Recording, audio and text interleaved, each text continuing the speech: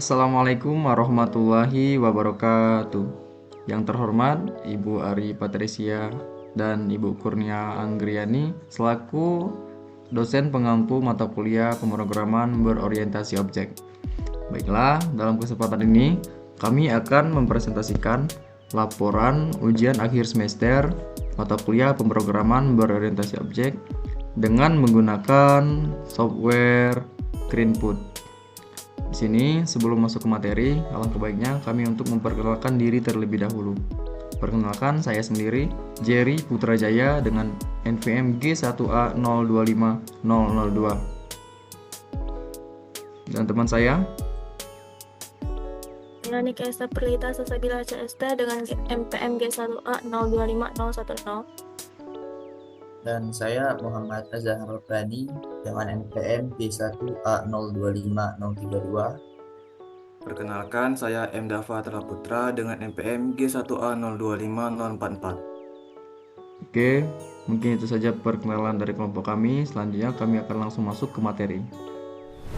Baik, di sini saya akan menjelaskan tentang latar belakang dari proyek kami, yaitu Greenfoot merupakan salah satu platform pembelajaran pemrograman berbasis Java yang memudahkan mahasiswa memahami konsep Object Oriented Programming atau biasa disingkat dengan OOP melalui pembuatan game dua dimensi.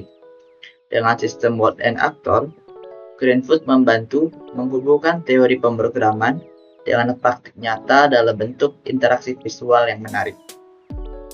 Dalam proyek ini, kelompok kami mengembangkan sebuah game bertema dunia es yang menghadirkan petualangan seorang pangeran es di lingkungan yang beku dengan rintangan serta musuh-musuh khas dunia salju yang dipilih untuk memberikan pengalaman bermain yang menantang sekaligus menjadi sarana penerapan konsep OOP secara kreatif dan interaktif. Selanjutnya, ada beberapa penjelasan. Yang pertama itu adalah class. Class ini adalah blueprint atau kerangka dari objek. Biasanya berisi atribut dan metode. Lalu ada objek. Objek adalah hasil nyata dari class, atau bisa juga disebut dengan instance. Lalu ada metode. Metode ini adalah fungsi atau prosedur yang ada di dalam class. Ini akan menjelaskan perilaku dari objek tersebut. Selanjutnya ada variabel atau atribut. Ini adalah data yang disimpan di dalam class atau objek. Lalu ada parameters. Ini adalah nilai yang dikirim ke metode saat dipanggil. Biasanya ada di dalam tanda kurung. Lalu terakhir ada inheritance atau pewarisan. Kelas turunan yang mewarisi atribut dan metode dari kelas induk. Bertujuan untuk reuse code. Konsep dasar OOP dalam pemrograman berorientasi objek. OOP adalah paradigma pemrograman yang berfokus pada objek sebagai representasi data dan perilaku. Paradigma artinya adalah cara pandang atau pendekatan dalam menyusun kode.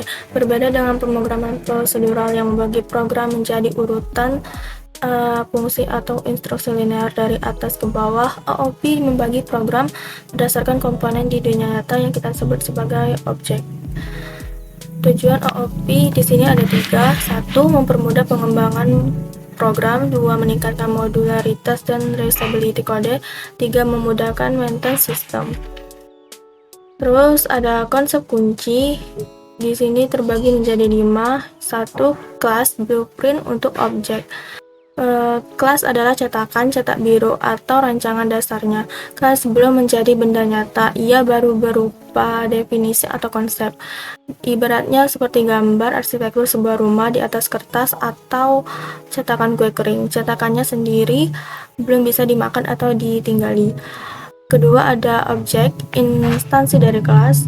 Objek adalah wujud nyata instance yang dibuat berdasarkan cetakan kelas tadi. Proses pembuatannya disebut instansiasi. Jika kelas adalah dana rumah, maka objek adalah rumah fisik yang sudah dibangun dari semen dan bata. Dari satu cetakan kue kelas, kita bisa membuat banyak kue nyata objek. Yang ketiga ada metode fungsi dalam kelas. Method adalah aksi, tindakan, atau fungsi yang melekat di dalam suatu kelas. Ini menentukan apa yang bisa dilakukan oleh objek tersebut. Jika objeknya adalah mobil, maka metodenya adalah gas, rem, atau belok.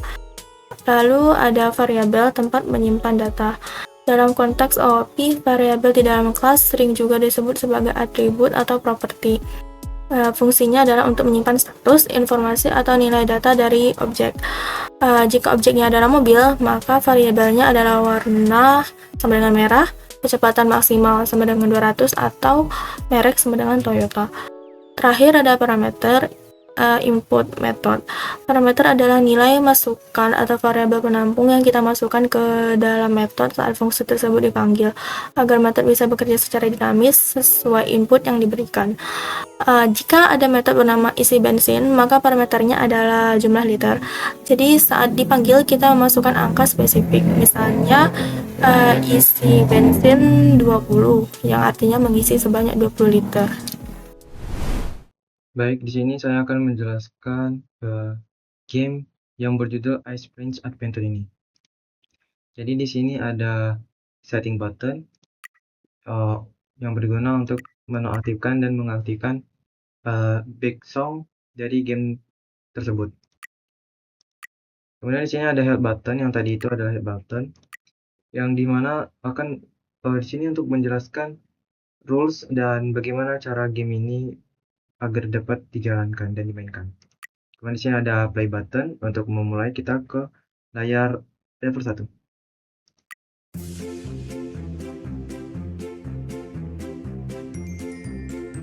Nah, di sini ada level 1 yang dimana kita harus menyelamatkan si rusa ini agar portal ini tuh bisa terbuka dan bisa kita lanjutkan ke level berikutnya, ke level 2. Dan kita harus menjauhi ice slime ini yang ke kiri ke kanan, yang di atas sini maupun di bawah sini. Dan juga ini kita awalnya adalah level HP-nya adalah 2, dan kita bisa nambah HP-nya 1 untuk mendapatkan ini, dan kita juga bisa berkurang 1 jika terkena ice slime ini, maupun juga 2 ice slime dibalik. Jadi kita bisa di sini ada menu pause untuk gamenya, jadi kita bisa untuk melanjutkan atau mengulang kembali dan menonaktifkan musiknya, dan juga kembali ke menu. Jadi kita lanjut aja ya.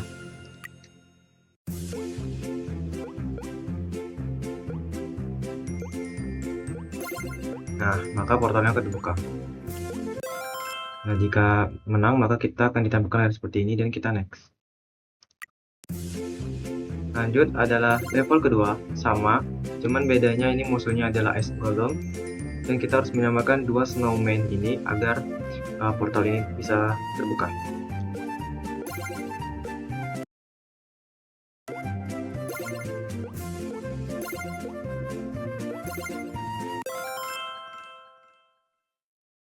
Jika level 2 sudah menang, maka kita bisa next untuk ke level 3. Nah, jadi untuk di level 3 ini tingkat kesulitannya jauh lebih susah, karena ada Ice Golem ini dan juga Slime. Kemudian ada tambahan lagi, yaitu Fly Ice, yang dimana dia mengeluarkan sebuah peluru yang bisa mengurangi HP kita. Nah, di sini kita harus menyelamatkan si Ice Queen ini. Jika kita belum menyelamatkan Ice Queen ini, maka portal ini tidak bisa kita masuki.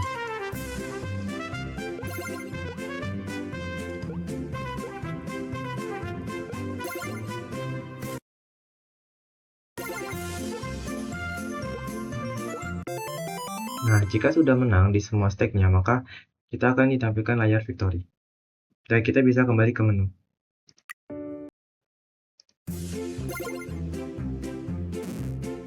Lanjut, di sini saya akan menampilkan jika kita kalah, maka akan menampilkan layar game over. Di sini HP saya adalah 2.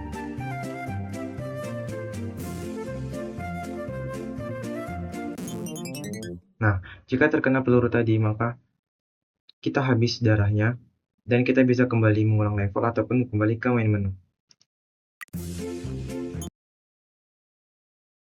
Sekian itu saja dari saya, terima kasih. Baik, di sini saya akan menjelaskan mengenai print screen shortcode.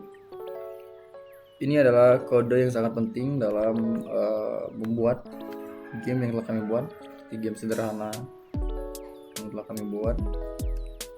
Yang pertama di sini di kiri ada public void world. Di sini adalah bagian method world. Ini adalah logika pergerakan dan animasi.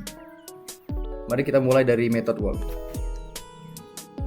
Di sini method ini dieksekusi terus-menerus untuk mengecek pergerakan karakter yang ada di dalamnya. Kemudian kami membuat integer y get y dan integer x get x. Dan baris pertama ini berfungsi untuk mengambil titik koordinat y dan x karakter saat karakter itu di dalam arena gamenya gitu. Dan kemudian kami membuat boolean, dan boolean di sini adalah boolean bergerak sama dengan pulse. Boolean di sini saya membuat penanda yang awalnya diatur pulse. Ini berarti sistemnya itu menganggap karakter itu sedang diam dan tidak kemana-mana. Karakternya diam ketika dia pulse. Kemudian if green food is key down right. Ini ketika kita menekan tombol kanan ya. Ini adalah right. Di sini baris ini mengecek apakah user ini menekan tombol panah kanan, dan jika true, maka akan masuk ke blok kode di bawahnya.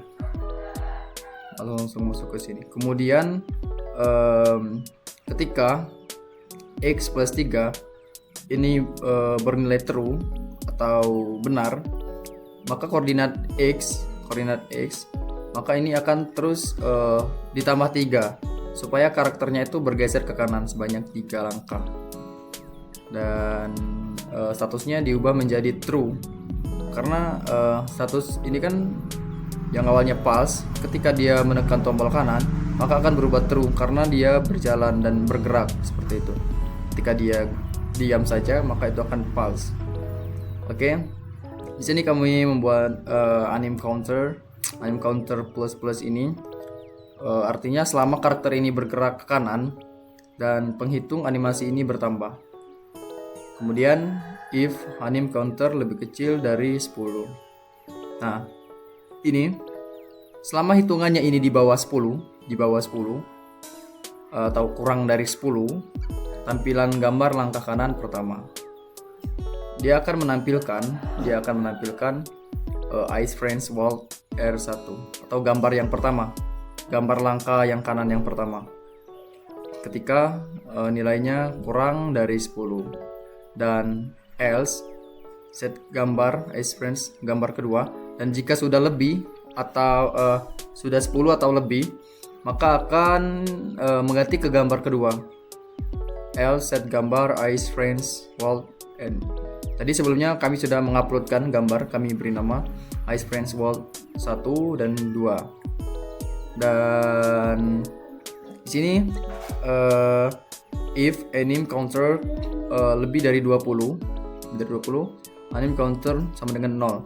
Dan jika hitungannya ini lewat dari 20, maka akan nilainya ini akan kembali ke 0 atau ke reset. Dan ini membuat animasi berjalan looping atau berjalan berulang terus dengan mulus dan tidak kaku.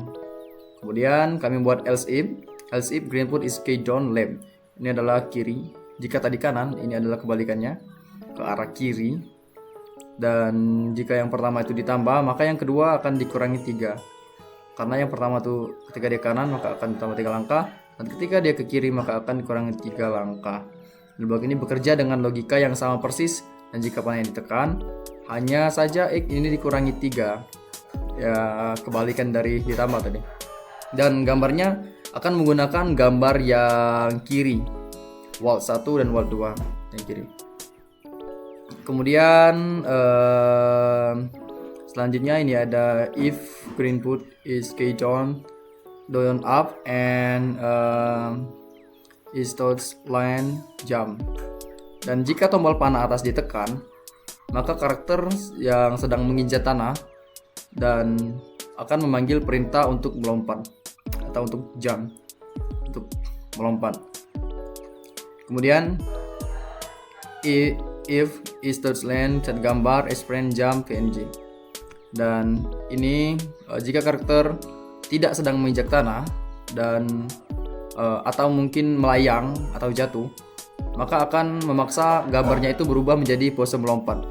Dan di sini sudah kami upload gambar karakternya itu yang sedang melompat. Oke. Kemudian if bergerak and is touch land, set gambar is friends. Nah, di sini jika karakter sedang tidak bergerak dan tidak di atas tanah, maka akan mengembalikan ke fase berdiri normal. Karakternya itu normal, tidak kayak melompat ataupun ke kanan ataupun ke kiri. Seperti itu. Kemudian yang terakhir di sini adalah set location. Ada variabel x dan y. Dan baris terakhir ini bertugas untuk menerapkan semua perubahan koordinat x dan y ini ke posisi asli karakter di layar. Oke, mungkin kita langsung ke bagian kedua, ada public boolean is touch land. Bagian kedua ini yaitu suatu sensor pijakan atau gravitasi mungkin. Di sini sekarang kita turun ke is touch land.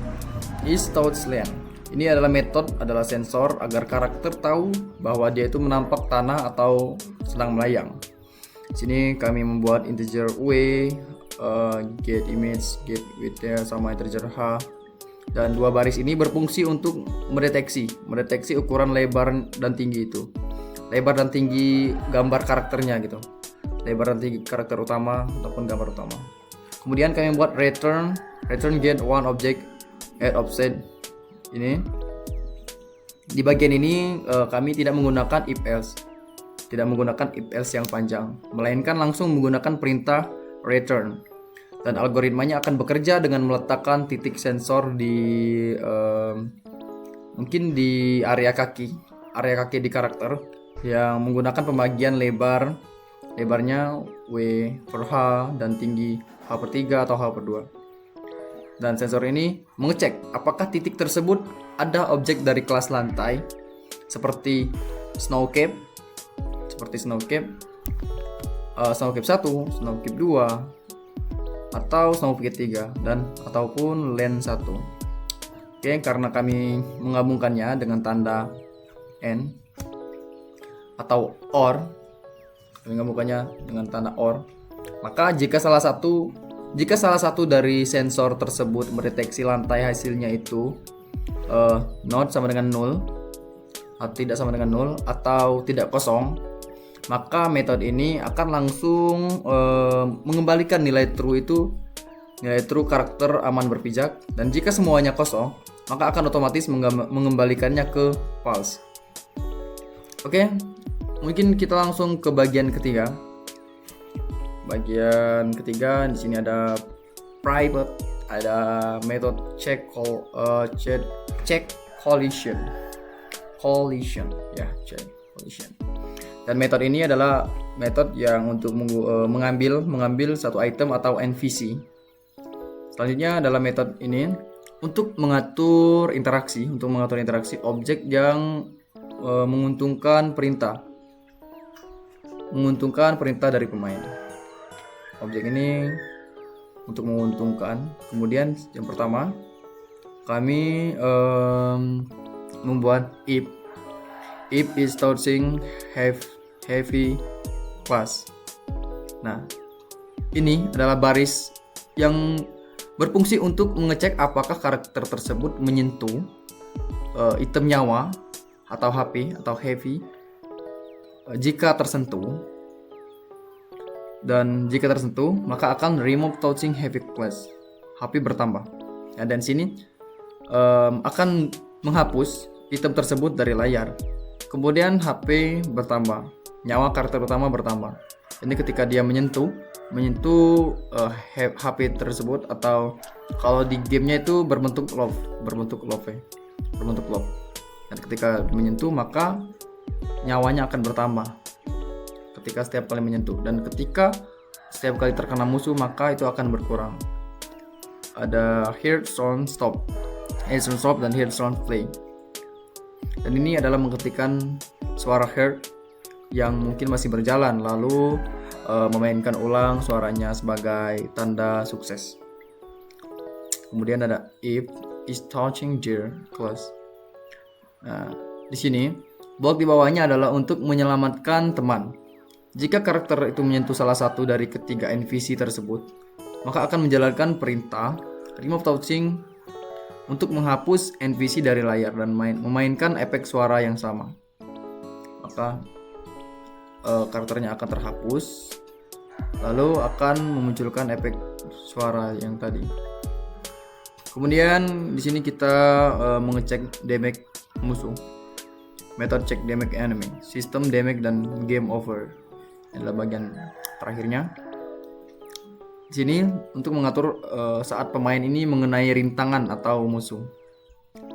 Dan di sini yang pertama ada if is touching similar class, dan baris ini mengecek apakah pemain ini menabrak salah satu dari 4 jenis musuh yang telah dibuat ataupun peluru dari musuh tersebut. Jika dia akan mengenai yang sudah saya jelaskan tadi, maka akan masuk ke blok eksekusi, yang dimana ini nyawanya akan berkurang, nyawa pemain langsung dikurangi ketika dia menyentuh. Kemudian baris ini sangat penting. Setelah pemain menerima damage, musuh atau peluru tersebut wajib dihapus dari layar. Ya, ketika dia mengenai salah satu pemainnya, musuh itu alat tembakannya musuh itu mengenai karakternya, maka yang tembakannya tadi atau pelurunya tersebut akan menghilang juga ketika dia menyentuh karakter tersebut. Kemudian jika tidak dihapus, karakter dari layar ini akan terus bersentuhan dan nyawanya ini akan langsung terkuras habis secara beruntun gitu. Kemudian ada damage sound stop, dan damage sound play.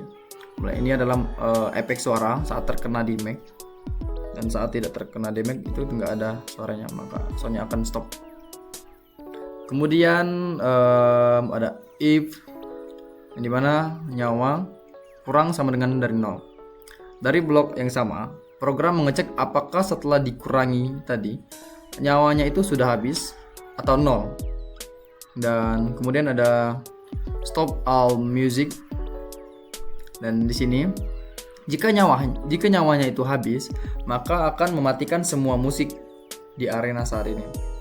Ketika nyawanya habis atau game over, itu soundnya itu berhenti semua. Dan kemudian yang terakhir ada green food set word new defeat.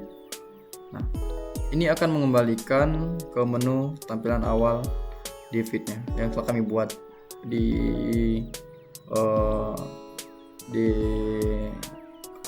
aktor yang lainnya gitu. Dan di sini memindahkan pemain di arena ini ke world bernama defeat yang berisi tampilan game over. Ya, bukan aktor sih, tapi nyebutnya di bagian world, bagian dunia. Di bagian worldnya dia akan kembali ke tampilan defeat yang telah kami buat. Ada juga soundnya gitu, ada tampilan menu lainnya saat dia kalah. Oke, mungkin itu saja penjelasan dari saya mengenai shortcut yang penting ini dalam game sederhana yang telah kami buat. Lebih kurang saya mohon maaf. Saya lanjutkan ke teman saya. Baiklah, yang terakhir adalah kesimpulan. Game Dunia Es yang dibuat dengan Greenfoot berhasil menggabungkan konsep OOP dengan gameplay interaktif sehingga menjadi media belajar yang efektif, sekaligus hiburan yang menarik. Proyek ini menunjukkan bahwa pemrograman dapat dikemas secara kreatif melalui petualangan Pangeran Es di lingkungan beku penuh tantangan. Oke, mungkin itu saja presentasi dari kelompok kami. Lebih kurang kami mohon maaf, kepada Allah kami mohon ampun.